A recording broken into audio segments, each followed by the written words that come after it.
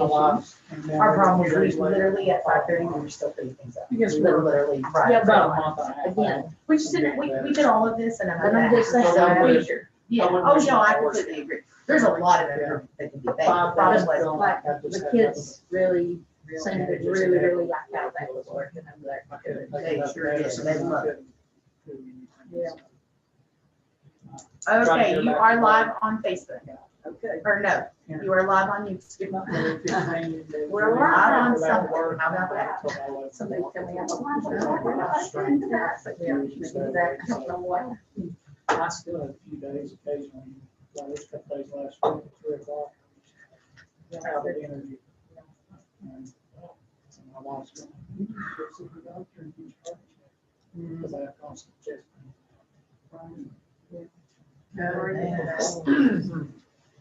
Everyone, Charlie. this is Ken Ray with First Tennessee Development, and he is the Deputy Director of Economic Development. And this is Jonathan Shipley, and he's an engineer for Tassinger-Hampton. And so we're just ready to get started. Yeah, I was gonna, we are accustomed to having work sessions in the town of Unicoi.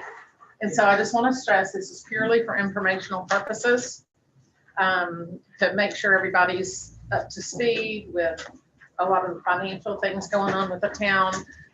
These are going to speak to two of our, well, two, maybe three actually, heavyweight grants that we have going on. So Debbie was very wise in inviting them to join us because they can answer the questions. They know everything inside and out when it comes to the grants. But if I could, before we get started, I'm just personally, and I just heard Jonathan tell his story associated with this ugly virus that we have in our community, and it's really hit home in our community. I know Debbie has told me a few that she has known that actually they've lost their battle with COVID. Debbie's told me her family is sick. One of my dear friends, her parents are both sick. One is in the ICU at the Med Center. Another friend is in the ICU at the Med Center. And I just, if I could take a minute, I just want to humble us down and just offer up some prayers. Deal? Everybody okay with that? I'll just take a minute. Okay. Heavenly Father, we are so humbled by this virus and so many other things that go on in our world that we have no control over. We wear masks, we wash our hands, we, do all the things that we're told to do, Lord, but that you've got control over this virus, we don't. And we know that you have your way in our lives. It's about you, and it's about your will for us, Heavenly Father, but we struggle. We struggle with fear, we struggle with anxiety. There's a lot of fear associated with the virus right now. I just want you to give us courage, Lord, just fill us with courage. Give us strength. Give us strength to walk one foot in front of the other by faith every day, Lord, because you are a source of peace and comfort for us. And even though we may not understand everything that's happening, Lord, we just put our situation in your hands, trusting you, that you are going to care for us and do what's best for us. And your love will be just honest and pure all the way through, Lord. We can count on you. And I want to pray all these things in Jesus' precious and holy name. Amen. Thank you. Okay. Get a little bit of that off my chest. Okay. Overview of grants. Are you ready, Mr. Ken? Yes. Some handouts. I've got some sheets to you.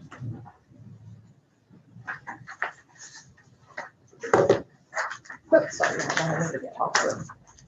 I think there's an extra one there. I mean, may need another one. Oh, I didn't keep one. Oh, here's. I didn't keep two. Okay, thank you. Oh, Debbie, I'm sorry.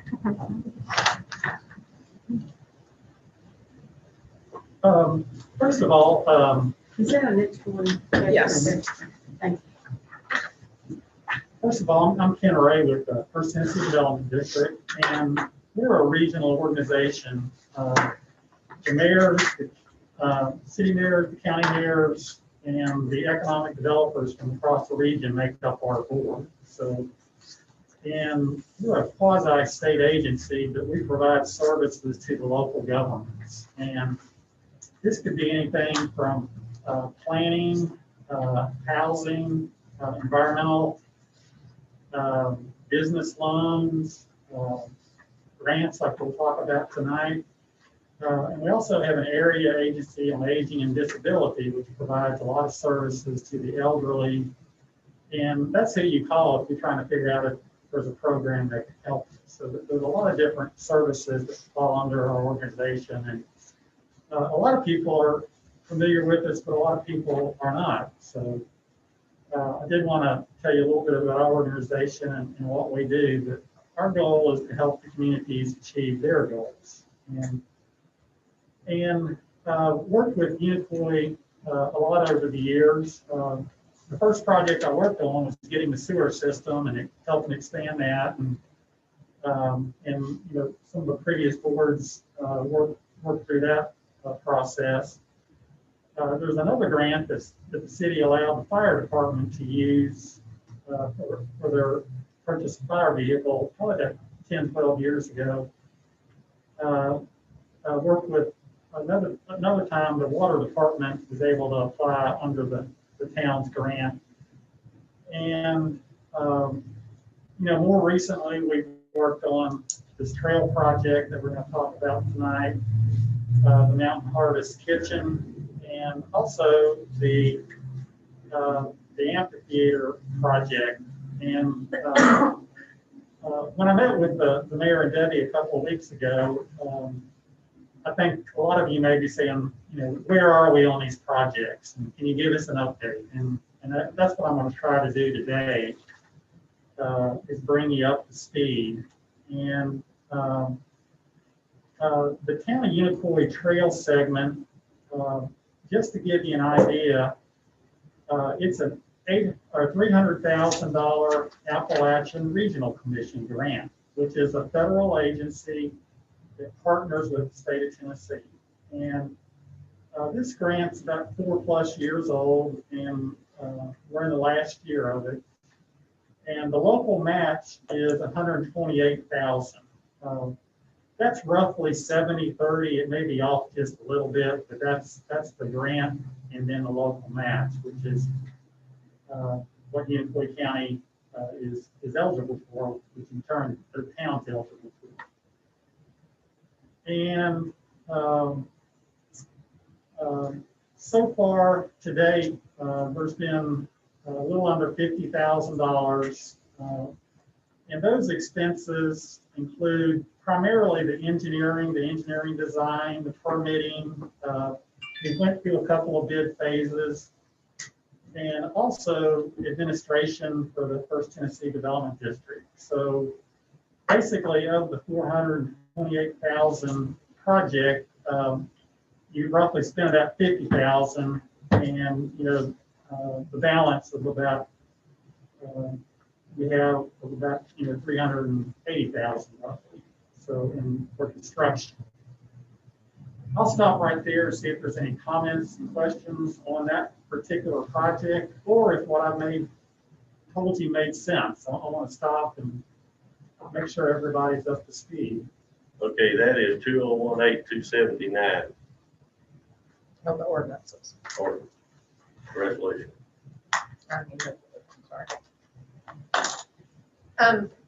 Ken, let's just, let me go back to say, this is a trail that is designed to go from the Pinnacle, the head of the Pinnacle Trail, over to the visitor center. Yes. Yes, with a concrete. That section will be there'll be sort of two sections in there. From the Pinnacle Tower to the visitor center will be a concrete sidewalk on the north side of, I always get drives mixed up, Unicoi Road. Right. That's right. Sorry, Right. I do that every time, as many times as I've traveled it. The second part of that will be the addition of bike lanes along the entire length of Unicoi Road. And then the addition of signage along Unicoi Drive to 107 here at Town Hall, signage for Share the Road for bicyclists. Now, included in this is, there has not been engineering from the intersection of Unicoi Road and Unicoi Drive down to 107 or down to Town Hall. Not a sidewalk. Just some sign, no bike lanes. No bike lanes on Unicoi Drive, Okay. just Unicoi Road. Okay. So pretty much everything stops over there, but there was gonna be a sign. Yes, there's going to be street signage according to TDOT standards. Okay. This payment here is 49,144, and has that actually been paid, or is that just incurred expenses? I You think know, that, that's been paid. Right, who paid that? County employee. Well, the town paid 17 and Right. ARC paid 31. You can see the split there. So,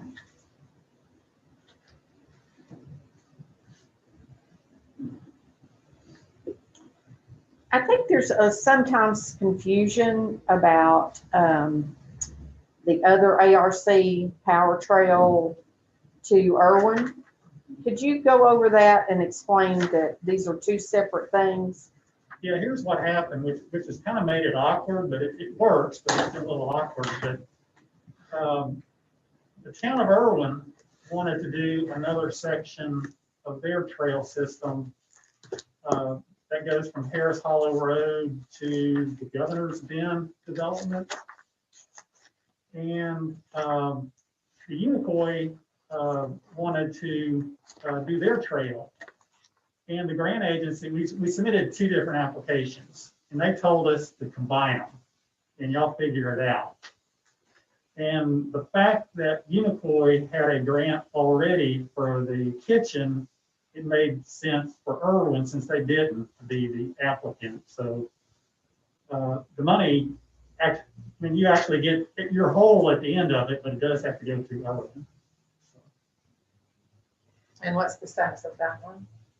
On Irwin, we're working with U.S. Fish and Wildlife to cross their property, but we're close. What about the county portion?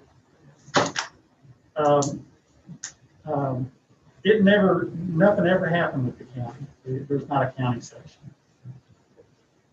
I mean, there was talk of one, but it never How are you happened. going through the county to get over? Because the county did not join it, correct? Correct. And I think Irwin and Unicoi paid the share that would cost, we jointly paid our part, and they did Irwin to do the engineering part. I think we had, You have Irwin has a contract, Unicoi has a contract. The monies do not commingle. Everything is separate.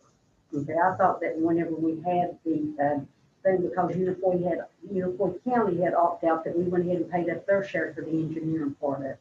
This is different. No, there was a section of county between Unicoi and Irwin, but the county did not want to participate. Right. Isn't that correct? That is my understanding. So what happened, to that county portion? Does anybody know? And I don't recall. I remember discussion, Wanda, but I don't recall how we dealt with that. The best I remember that we paid what's the difference. I think it might have been 16,000 for their part in the engineering part of it, and we paid part, and Irwin paid their part so that they could continue on. Right now with us, we have only had contracts with the town of Unicoi and the town of Irwin for their portions. We've never entered into a contract with the county or invoiced anyone for any work done in. Yeah, I don't think that the county wanted to participate. That's my understanding as well. Yeah. I mean, it's been a few days, but I think it never happened. There was talk about what you said, but I don't think They it ever voted got no. to the They exit. just voted no. Right. But as it stands right now, that trail will not go across the county property, correct? Yeah, it's gonna end at Governor's Bend for the most part, yeah. Well, From no, Irwin no, here. Dry Creek, Oh, Yeah. it's going to end at Dry Creek. yes, you're correct. So y'all mentioned, I've been to a lot of the meetings prior, before I was an alderman. I thought with this new project, this just went a walking trail to the visitor center, and y'all mentioned there'll be bicycle trails too, down to here. Is that with this grant? No, No, that's two No. separate. Emma, It is so confusing. I'm gonna try. Well, I was listening Correct to me if him I'm wrong, say guys. it came to right out here and I'm like. Okay, well, there's two different things. The ARC Power Trail Grant is originating out of Irwin. Okay, it's originating out of Irwin. It does involve the County of Unicoi, but it's originating out of Irwin. The original trail grant that we've got this paper on right here, this one is a trail, concrete sidewalk from the head of the Pinnacle Trail, under the interstate, under the overpass, to the visitor center. That's all. No, that's concrete. But from Pinnacle Trailhead down to where Unicoi Road meets Unicoi Drive, there will be bike lane. That's all this one is. That's all this one is. Did I say that right? That is, the only other thing that will be added is just signage according to TDOT standards out along the section from Unicoi Drive to 107 here. I understand the state may be looking at a section of trail or bicycling path from 107 toward Irwin, but I don't know the status of that. They've been looking at that in-house, to my understanding. Is that the TDOT grant? I wish I knew more information about it, but I'm sorry, I don't. I just have what I've been able to pick up out of the newspaper. I worked at TDOT grant last year that you guys voted on, and that grant is now closed. It was only a feasibility study. Was, And- okay. And TDOT asked that we put it, the vote was just to put it on the books as a future plan, but we never had to move forward with it if we didn't want to. And I So think that's also what you they guys said voted that we may have to pay back a fee if we dropped it. Yes, the Maybe TDOT, Katie gave that $45,000. presentation, Yeah, yes. she said that if we dropped it, if we never did anything on it, then it's still It's okay. open, that we don't have to. Okay, so that, and that's outside of this project. That's Yes, another that's whole right. thing. Yeah. We're getting dragging other Yeah. things in. So what if we never done anything else after we get to this discussion? What is our liability on this project? I mean, the grant looks for, a good faith effort, try to do things. Ideally, you'll get a project done and bring it in, in budget but rarely, occasionally it doesn't happen. And, I mean, I've seen it happen maybe 2 or 3 times in my time at the district, but, sometimes you just can't do a project. And most agencies, as long as your good faith is there, well, it depends on the agency, but ARC, as a rule, will work with you if you can't make it work. Well, I think also that getting the cost, but when we first started, then we had some people that came in and it was higher than our budget, and then they were, because of all this other happened, so to begin with, it started beginning to get out of our range, getting it. It was supposed to be bigger than. Well, I what think it the is. first time that we did a bid, no one showed up to Correct. bid. Yes.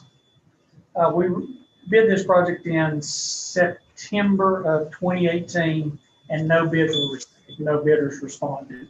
There were approximately 14 bidders that came to the pre-bid conference, but chose not to bid on the project. After that bid, we reached out to all the bidders that came, along with some additional bidders, contractors in the area, kind of felt out their interest, and the reason they did not bid was they had too much work at that time. Excuse me. In February of 2019, we rebid the project and had a total of 4 bidders on the project, and from that bid, the project was over the grant amount budget of $428,000. How much? Off the top of my head, I'm going to say, I can answer that question for you in just a couple of moments. But I want to say it's around $78,000 to $79,000 over budget. So if we didn't, back to my original Yeah. question, if we just didn't do anything else, how much more liability do we have on this project? I can bring some of that Yeah. juice. ARC,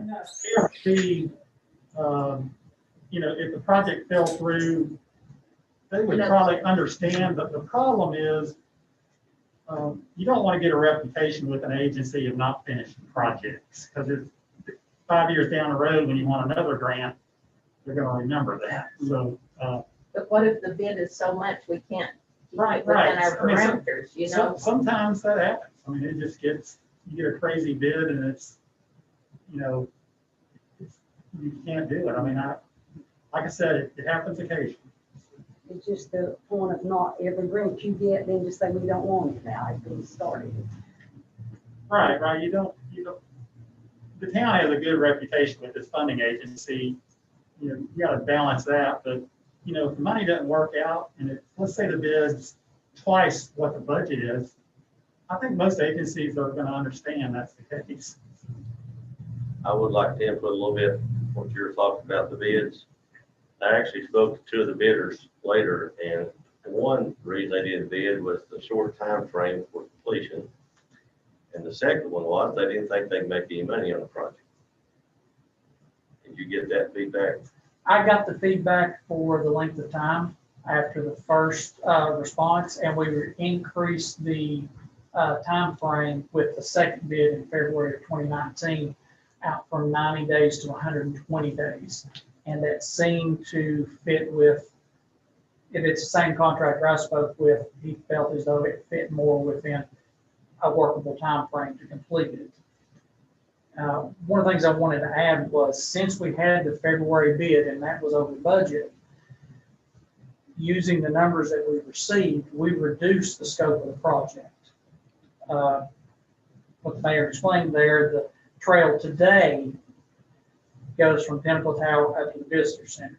It did originally go from Pinnacle to the Visitor Center down to, forgive me for the name of the restaurant.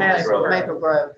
It went down to Maple Grove. We've removed that section in order to try to bring the project back into budget.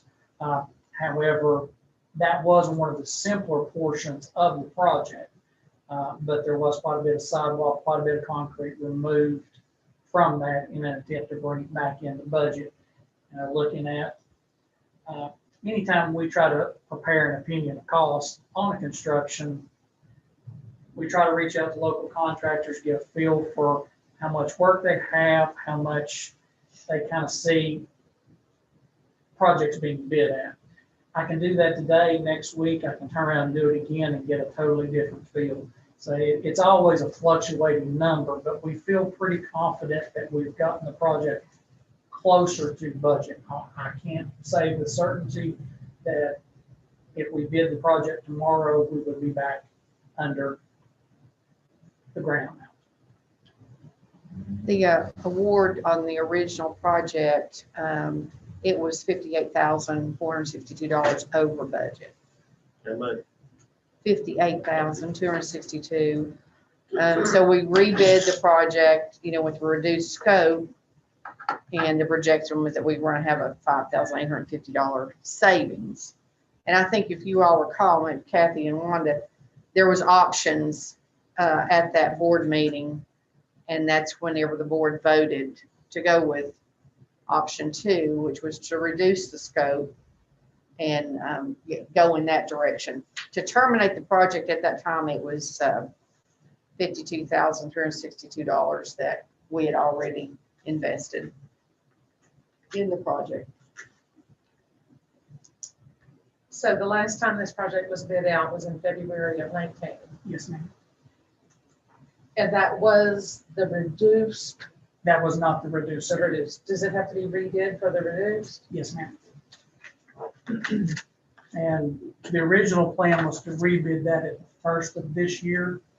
But the great COVID has hit and has impacted the construction industry and also funding, and everyone unsure of how money is going to be in town budgets.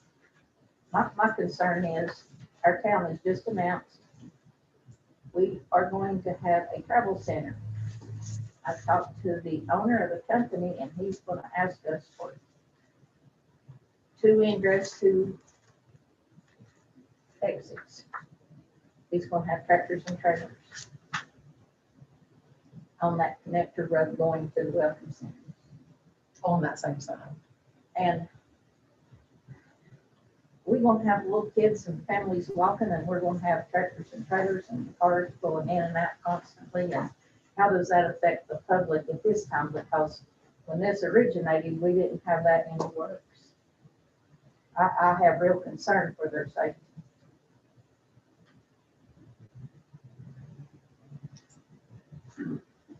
Speaking to the safety concern, without this sounding derogatory, we build trails, we build sidewalks along every type of roadway.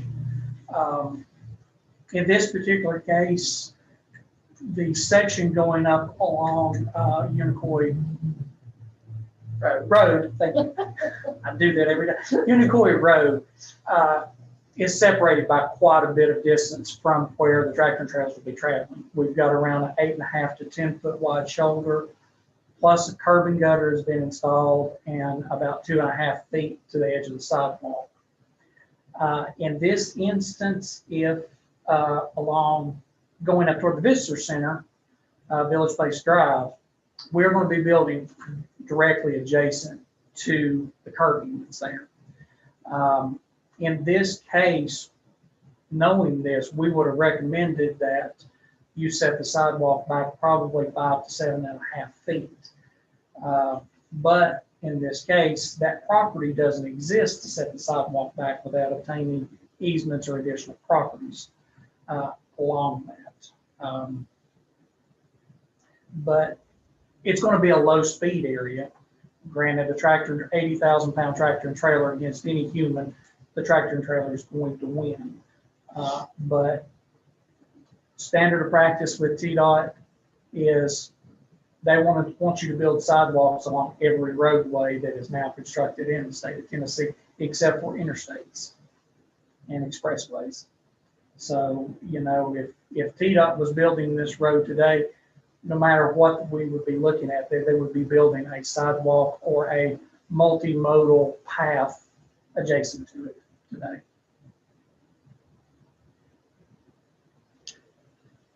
I'd hate to have this, the trail go in and then have to cut into it for entry or vice versa.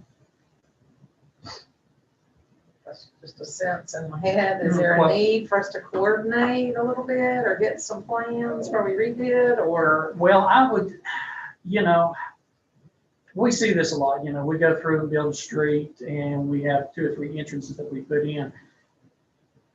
The typical responsibility that the town puts upon the next developer that comes in is to construct their entrance and any portion of the sidewalk or trail to reconstruct and tie it back in as a part of their project. Right. Because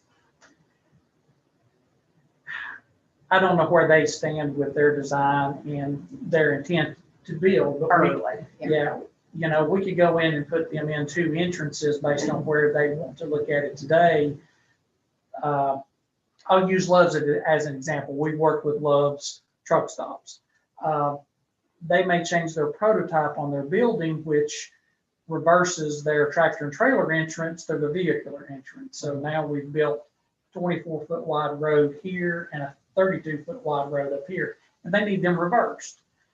So, you know, you could be spending money to build those entrances that they have to come back in and tear them up. You know, if this is a larger trucks, sorry, I may be putting words in your mouth. Travel center. A travel center. They call it the travel center. Okay, a travel center coming in. I would anticipate the developer of that site is used to working within the right of way, you know, to build their entrance and reconstruct sidewalks. From the standpoint of their cost, I don't see it being a tremendous amount. We see that as a typical expense that those developers look at. Because, you know, a couple of things. One, it's unknown exactly where they want their entrances, and they do change their prototypes quite a bit. So what is the deadline on this grant? You're reading my mind with the next comment. This grant expires, it has a hard deadline of January 31st of 22.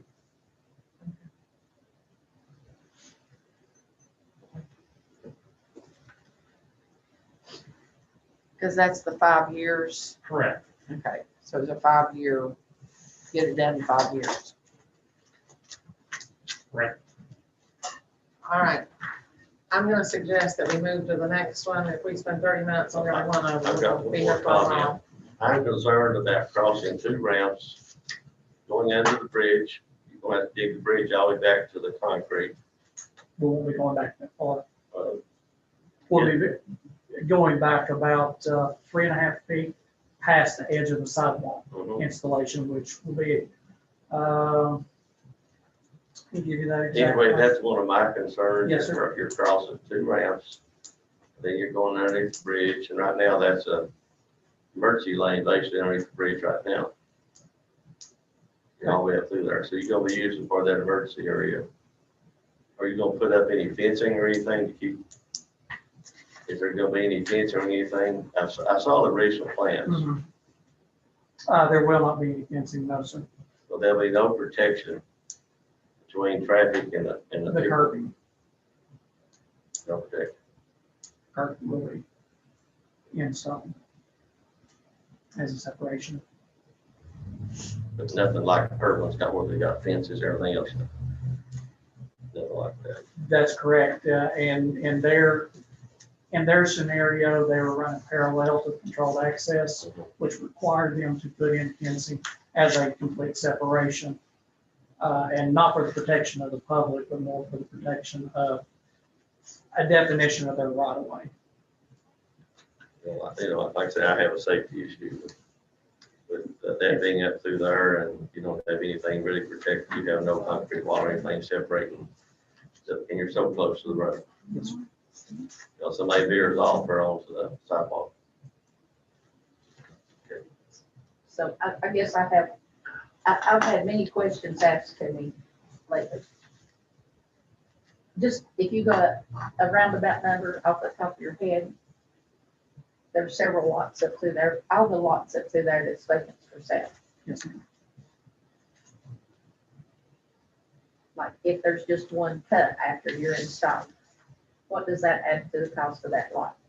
As a round figure for a commercial use, those are all commercial lots. That they have to rebuild a portion of Yes. sidewalk. And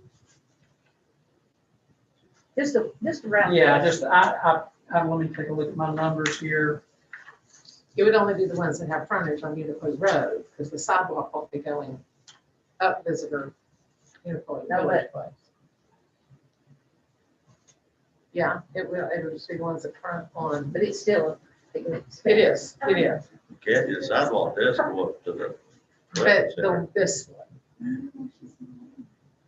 one with the grant is gonna come down the side. Then it turns up to the welcome center. Am I not correct? I guess I missed that. I'm sorry.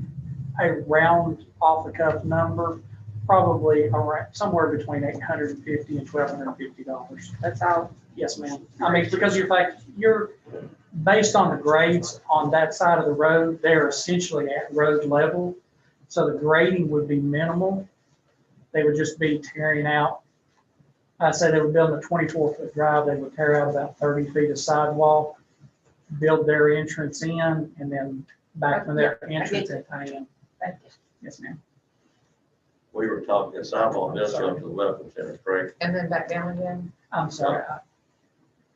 The sidewalk goes to the welcome center. Yes, sir. Yes, sir. Okay, and then back out, okay, all right, I'm sorry, I'm sorry. Okay.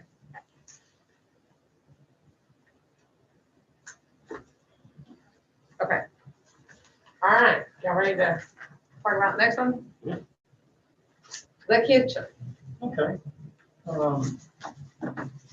First of all, the kitchen grant, it expires in the end of October of this year, so just so you know. And The grant, the original grant, it was $353,000 from ARC and a little over $153,000 from the town. To date, for a total project of $506,000. To date, we've received $223,000 ARC reimbursement and $97,000 of local share for $321,000. Just so you know, there was a bid back, I believe, in August or September for some more equipment, and that's coming in. But it's going to add $87,000. So instead of having $185,000 available, you'll have a little bit under $100,000 of available funds, which is that third column. As you can see, the grant primarily has been used for equipment. When the grant was made, we wanted to do it originally as 100% as an equipment grant, but they said, well, we need to have some entrepreneurship programs associated with it. So the town worked with Appalachian RC&D and a group that did co-starters, a small business program. And those programs, they covered their match, but the grant covered their share. So that's where that contractual is. And then there's been some administration for the First Tennessee Development District in there. So that's where the money's been spent today. So to give you a quick summary, we have $321,000 to date with another $87,000. That's probably going to be part of the request that we do in January. And your available funds, after you subtract that $87,000, goes from $185,000 to around $98,000. So that's how you get your total project cost. And I'll stop right there and see if there's some comments or questions. Could you talk about a little bit about, we just got a reimbursement of $8,333, I believe, something like that, that came in November. Mm-hmm. And that now it's recommended that we do our request for reimbursements on a quarterly basis. Actually, it's 3 times a year. 3 times a year. Okay. In As December. opposed to what we were doing before, which Right. was whenever we got them, really. Yeah. Okay. Which, delays us recovering that money a little bit. So we have to kind of monitor that. Yeah, I think Lee has had some of that 87,000's already come in, but most of it hadn't. But I think Yeah, I think the 8,000 is, I think, what I'm showing, $8,333, something like that. So, because I was asking her about, when are we going to request, the rest, and she was telling me that we would have to wait until what, is it December or January? we were planning on early January. Early January to get a request for reimbursement. Right. Okay.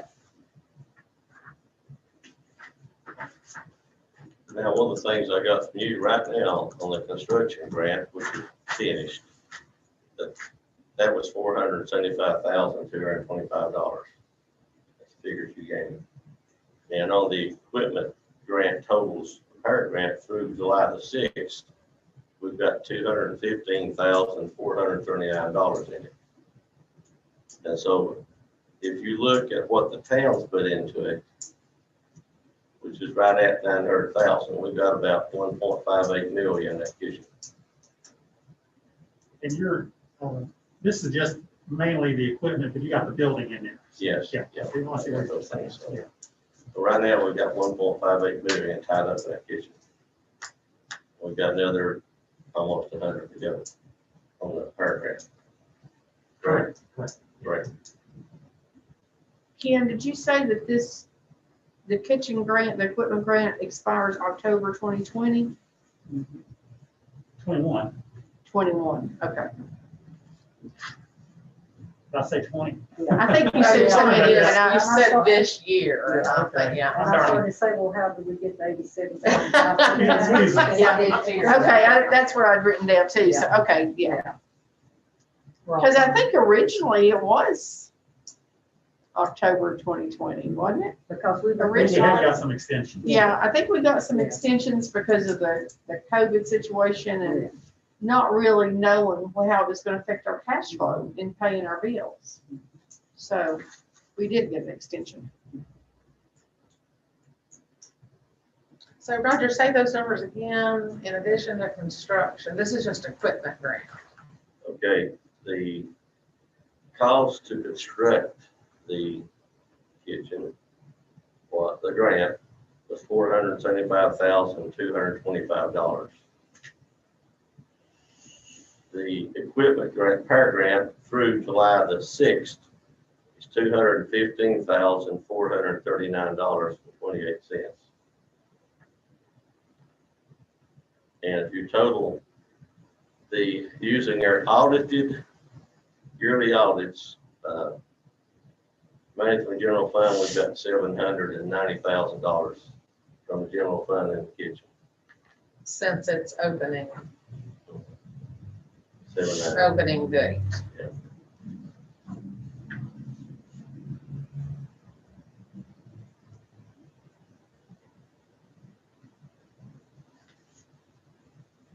So the thing that we're looking at, that I look at, is that we're projecting probably 100,000 loss this year.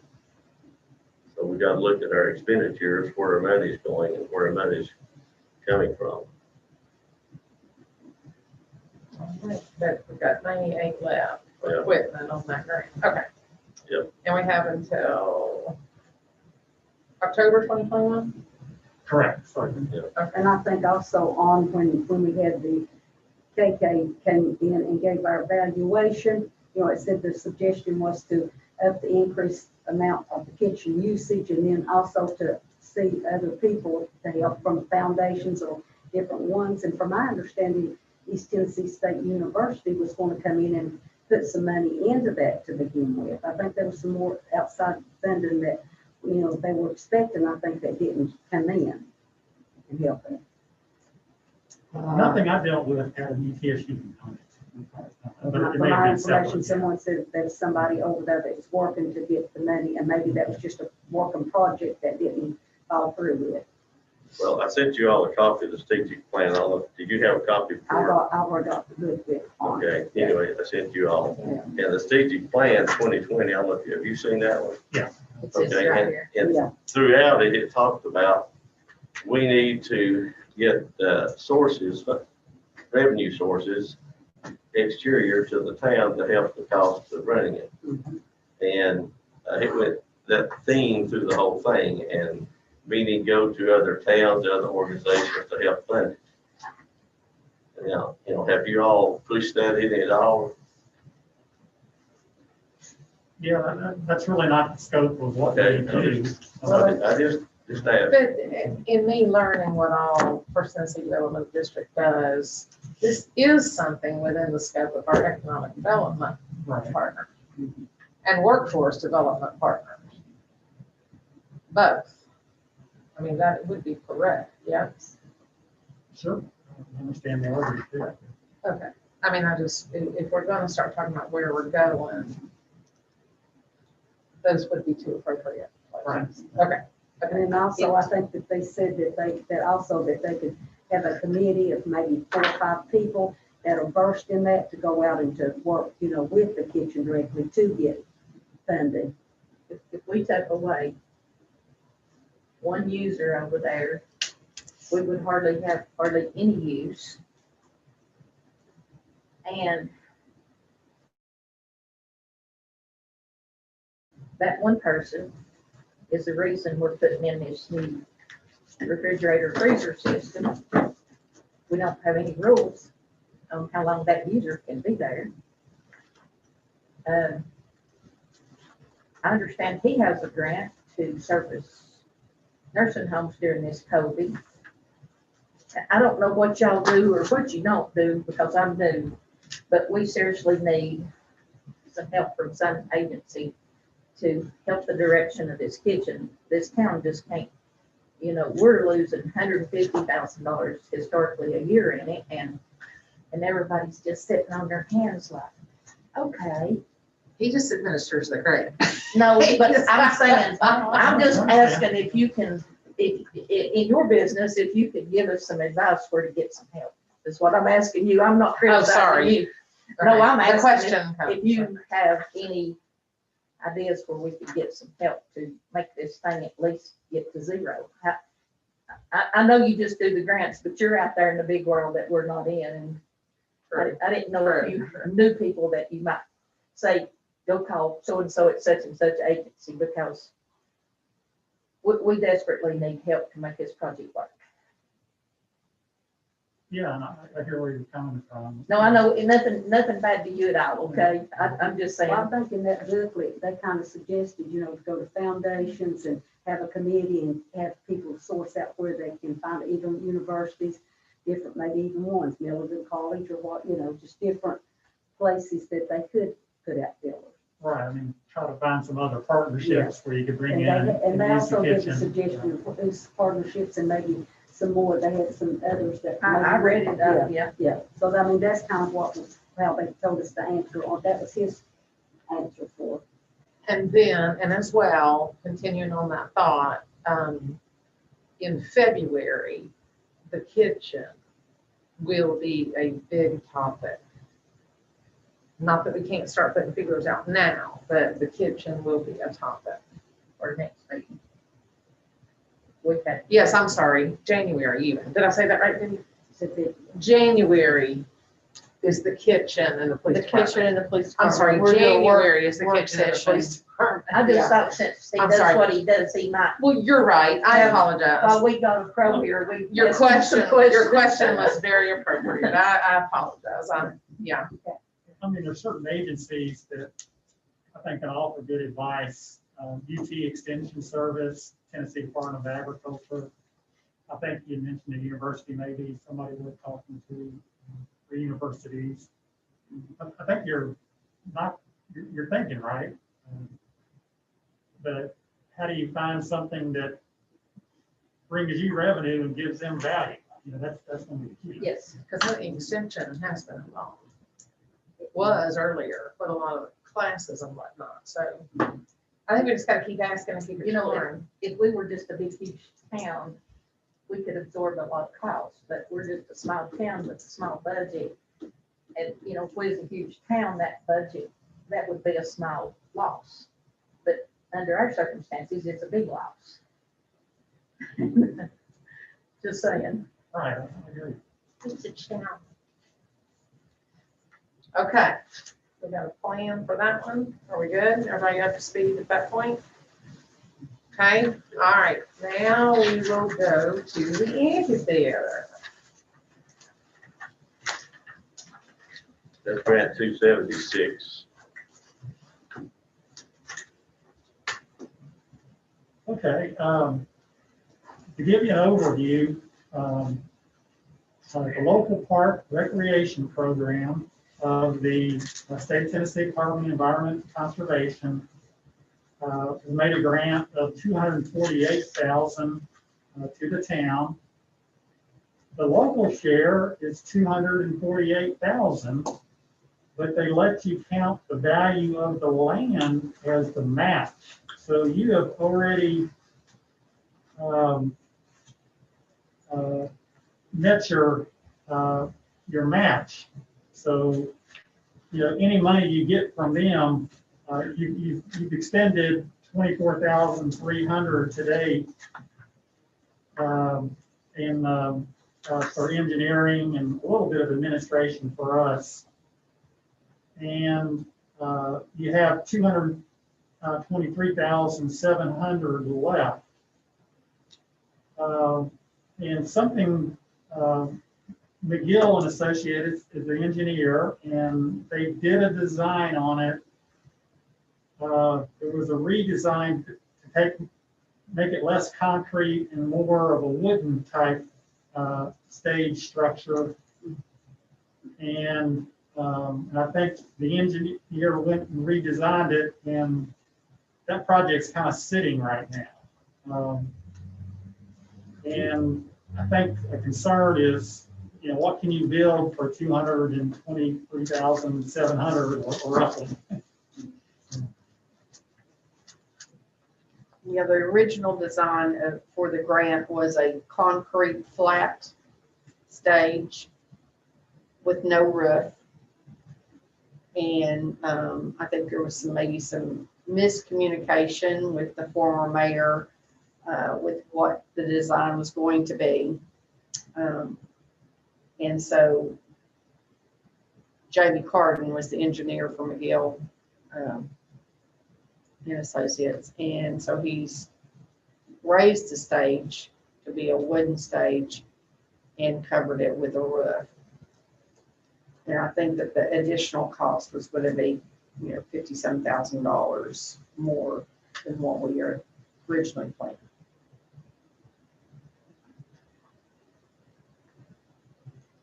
So that would basically be what we would have in the amphitheater, then what the additional is. The additional part, Yeah, so. Because we've been reimbursed the 24,300 that we had paid for engineering, we've been reimbursed that much money. Yeah. So that would be an amount that we would not be reimbursed. Do you just know off the top of your head how many that might exceed that design? No, I don't. I've been told, but I've forgotten what it is, but I have those plans in the vault. You can look at them later if you want. But Debbie, if I'm not mistaken, those current plans have concrete, correct? Yes. Has everybody looked at them? Debbie, have you looked at them?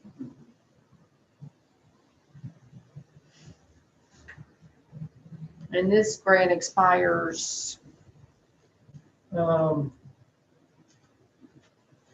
me just a second. I think it's September 2021, maybe?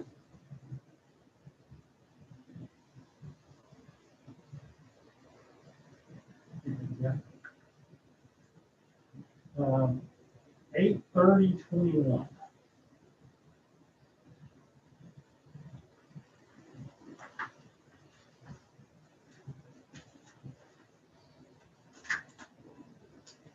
I think the reason for the wooden stage being raised as opposed to a concrete flat stage was that it would accommodate more venues, the high school drama, having plays, that sort of thing, dance things. I think that the original conception was, well, if you just have a flat concrete stage, you're just going to have bands come in and set up and play.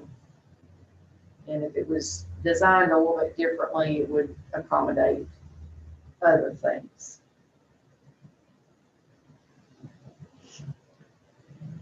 So after these changes are made to the design, was McGill and Associates gonna redesign? They haven't given us anything yet. Are we waiting They on that? actually did redesign. We got it. Oh, okay. Oh, I'm sorry. Okay. Around, what, $50,000? Oh, I'm sorry. Yeah. So we're waiting to decide whether we're gonna rebid it or gonna bid it. We haven't bid it out yet. We have not bid it out yet. So we're sitting on waiting to bid it. The only thing we've done is the engineering part. Right. Correct, and we've got the reimbursement back for that. Well, Eddie, if I remember correctly, the engineer talked about the wooden stage may add some cost to this number. Yeah, and I'm It may thinking be it was over around 50 to 60,000, but I don't have a firm number from him. Lance told me a very similar. Yeah. number. Okay. Now, look at this, if I see these numbers right, we've got $223,700 to play with, is that correct?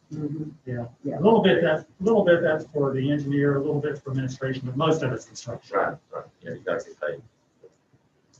I looked at the plan, I don't think you're gonna get it built for that money.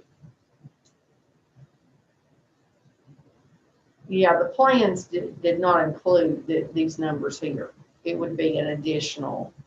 But see, the problem is you go with wood, somewhere you gotta replace it. man. There's maintenance. Now, if I'm not mistaken, some of the Irwin walking trail have wood bridges, am I not correct, sir? You are correct. And they had to replace them.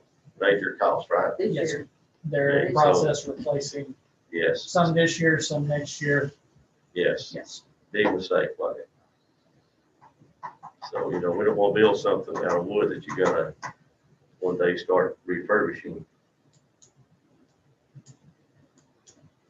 But you can always cover concrete with some kind of wood flooring if you want to do that, or you can do something.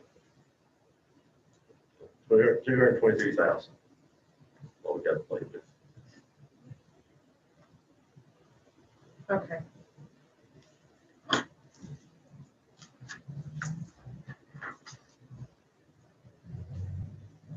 I guess I should ask, the reason I asked the question of how many seats it would be is we just had Santa at the booth Saturday night, and we didn't have enough parking, and the parking ended up to be on a private citizen vacant land. At one time, it was about 40 cars, which is fine, it's okay. But we can't plan that way. There's no plans for parking for this property. I mean, everything at Spruce, not always Spruce, what I'm trying to get to. Parking is a very big problem. We've had a couple of events up there, and MHK is on the full, so it's of course our lot. Where were they parking? I didn't see that. To the left of the garage, that lot, there around the big oak tree. It's all over that. They were all the way back over that way? Yeah, even Valerie had the fire truck. It's fine. Oh, no, the first thing, I mean, I'm worried because our lights were over there. No, it didn't hurt anything, but I'm just saying, if that lot was sold and it wasn't available, parking is a very big problem and will only become a bigger problem. I'm just saying, Mark, if we do this, we gotta address some of these issues. I need to be good at that. With the travel scene, will make any difference with those parking funds. You know, when they. I mean, if they let us use it, but they'll have trucks coming in and out. No, they won't put it. Yeah, I don't think it's, No, No, these are. I know the trucks have to come in now, I'm not Yeah. gonna stay there a long time, not because they even go in the fuel or anything, you know, because they probably have to. You know, I didn't know, if just do like dollar store, it's not all good, the three cars. yeah, I would. I think we need to come up with a better plan. Yeah. That's what I'm thinking. Okay, do you have, I appreciate that these guys come up. They're away from the. Is that not? That's just what we do. Anything else? Yeah, I've got one, Mr. Shipley. Okay. The semis having to cut in up towards the weapons center to get into their service center. Is that road adequate? That road is currently 30 feet wide, face curb to face curb.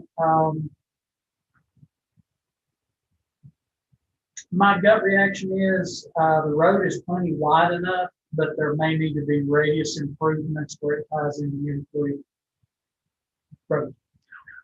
Yes, I got it. Where it ties into Unicoi Road for them to make left and right turning movements. My gut reaction would be that Unicoi Road may need a left turn lane. Or a mid lane? Yeah, suicide middle turn lane to come in and out.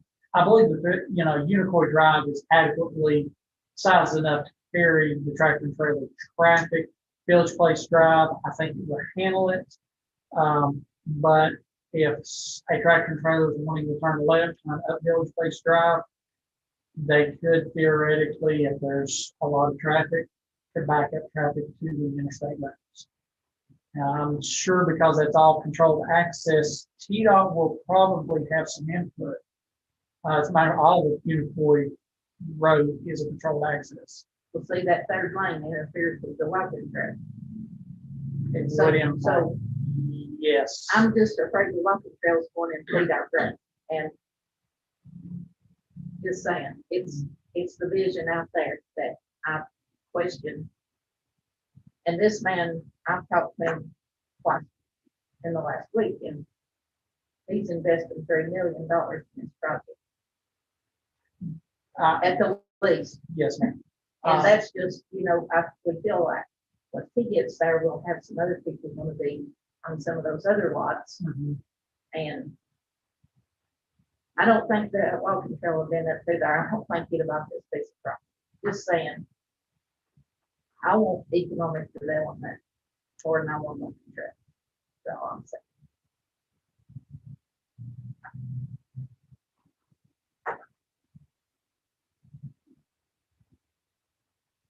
Gotcha.